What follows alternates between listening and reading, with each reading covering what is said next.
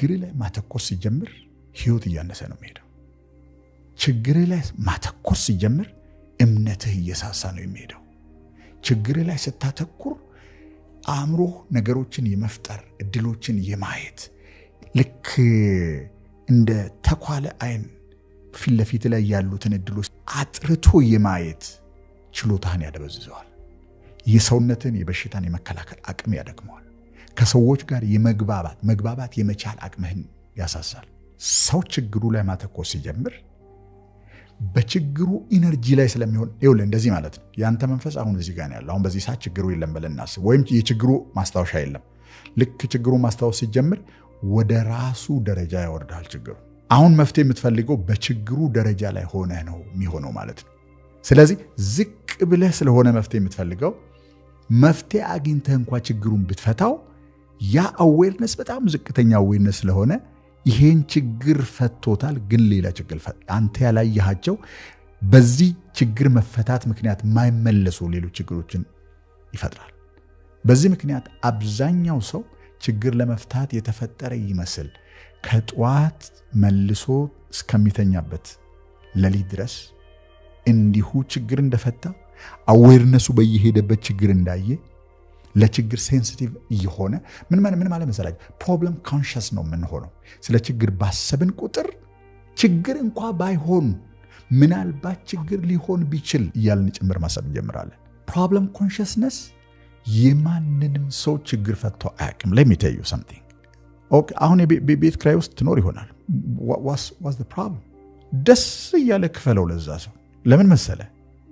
እንቅልፉን አጥቶ ኃይሉን አሰባስቦ ተበድሮ ተለቅቶ ምን አርጎ ሰርቶ ጨርሶ ፊኒሽ አርጎ እቃን አስገብተበት መኖር ነው የጀመርከው። ደስ እያለ ነው ልትኖርበት የሚገባው። ኦኬ ሐኪሙም 7 ዓመት ሕክምና ቦታ ተምሮ የተማረበት መንገድ ምንም ይሁን ምን ተምሮ የገባውን ነገር በሱ አረዳድ በሱ እውነት የመሰለውን ነገር ነው የሚነግር። የመቀበል ያለ መቀበል መብት ባንተ እጅ ላይ ያለ ነው። ስለዚህ ለዚህ ሰው ምስጋና አቅርብለት። ተጠንቀቅ ካለ ነገር ተጠንቀቅ። ግን ሙሉ በሙሉ ተስፋ ማድረግህን የሚወስድብህ ከሆነ that's dangerous. ኦኬ ስለዚህ ሁልጊዜ ሰዎች ችግራቸው ላይ ሲያተኩሩ የሚሆነው ነገር ምንድነው? የችግሩን ያህል ሆነው ወደ ታች ወርደው ስለሆነ የሚያስቡበት ጥራት፣ ሰውነታቸው ውስጥ የሚሰማቸው ስሜት ወደፊት ይመጣል ብለው ተስፋ የሚያደርጉበት ነገር በሙሉ ወደ ታች ወርዶ በችግሩ ደረጃ ላይ ሆኖ ነው የሚከናወነው። ስለዚህ የመጀመሪያው ሰው ማድረግ ያለበት ከችግሩ ለመውጣት ምንድነው ካልከኝ፣ ትኩረትን ከዚህ ነገር ላይ ማንሳት ብትችል ለአንድ አፍታ። እንዴት በለኝ። ባለቤቱ ማን ያውቃል?